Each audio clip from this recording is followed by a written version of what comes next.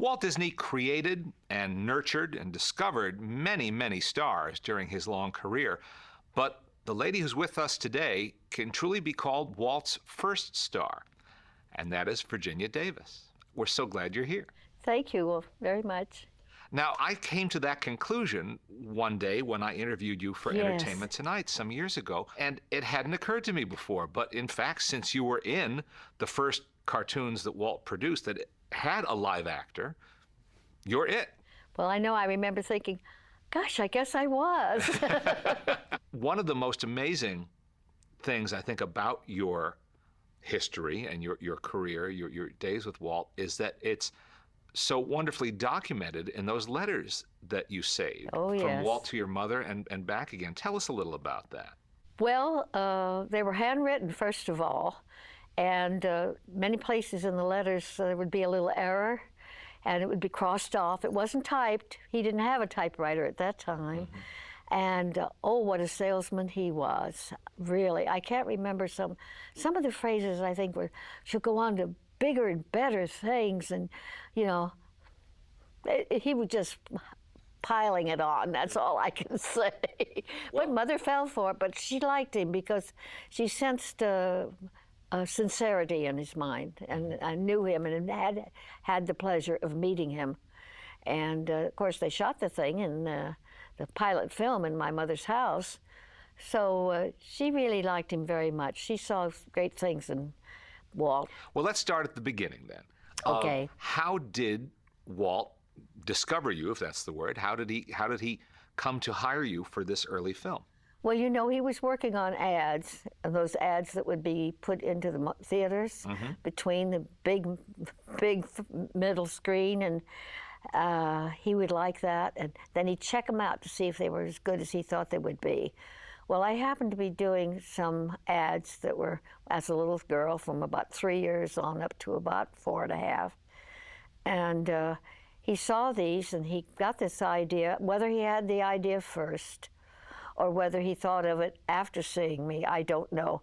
But he had the idea of having Alice in a cartoon situation. So he contacted my mother, and he was able to do that through the company that he was in, and then he later on went to Laugh-O-Grams, his own company. But he was able to get that information. And then he contacted my mother. So Walt contacted your mother and said he had in mind a film in which you would appear. Yes, that was the basis of it. And I think because he was so short on money, but you know, along on inspiration and everything else and salesmanship, I think he talked my mother into letting him do it in my house. And most of the things were shot in my house, except for the things that were done at the film that was done, the film Laugh-O-Grams. Mm-hmm. So I can see how my house looked, I guess, even mm-hmm. now, but mm-hmm. that was not my mother in that picture. A lot of people think in that pilot that he did that was my mother. That was my aunt, my mother's sister. Mm-hmm. Now, looking back, because we have a chronology and we can yes, trace this, okay, let's do how that. much time was there between that pilot film and the starting of the series? The letter was written, I think, early October, if I remember correctly. But the first shooting of the film was, I think, October 16th or something like that, which has since become the beginning of the studios. So mm-hmm. I have that to think about, too. And that was then the Disney Brothers studio, wasn't yes, it? Yes, mm-hmm. yes, it was. And that was that little studio in the back of a real estate office. Mm-hmm. Yes, I remember that, too. They were so proud of the signs. But the first actual film was the Alice's Day at Sea. And of course, that film, we came from Missouri. I had never seen the ocean. And all of a sudden, there was that sand and all the ocean, and then my hair would come out of curl. But I loved it. I just loved it. Now, if I ask you to give us descriptive adjectives from your child's mind of how you would describe Walt as a person, how he dealt with you, what kind of words would you tell me? He was very, very sweet. He didn't barge at you in any way or barge into you and tell you to do something, do it quick. No, he was very gentle, mm-hmm. a very gentle man, and you could tell that he liked children. And of course, children all liked him. And of course, I thought, like any uncle that you have, Uncle Walt, gosh, and he'd tell all these stories. And he'd always look down at me in a very benevolent way. But it was serious now. And of course, it had to be, because if I didn't do what he said to do, there was no film or money for another retake. There was just one take, and that was it. Looking back at the films today, when you see them, what do you think? What goes through your mind as you watch yourself as a little girl? Oh, I'm very critical of myself. I'll probably be very critical of this interview also, but nevertheless, they were okay. And I was surprised. They moved quite quickly, of course. And they were only about, 10 minutes long?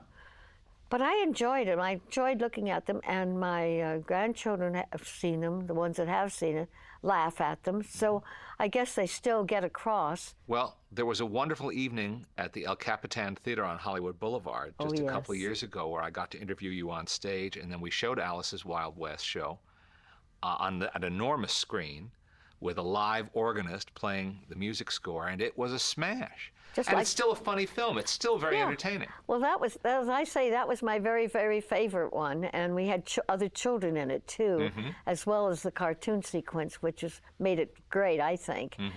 But I just loved that little one. That's my very favorite. And I think I like the Alice's Day at Sea, too. But the others are sort of blurred in my memory.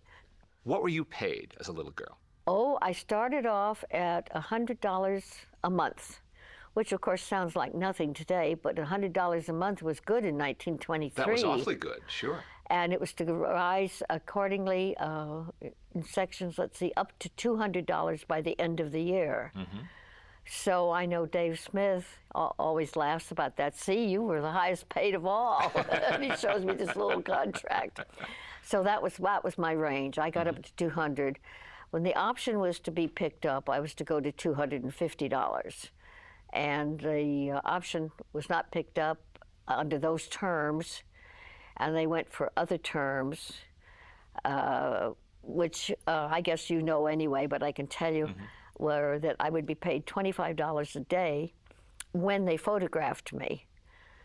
Well, that meant that if they wanted to do 2 stories in one day, they could do it in the one day, and it would mean that maybe I would work 18 days for the year, and it was going to be at $25 a day.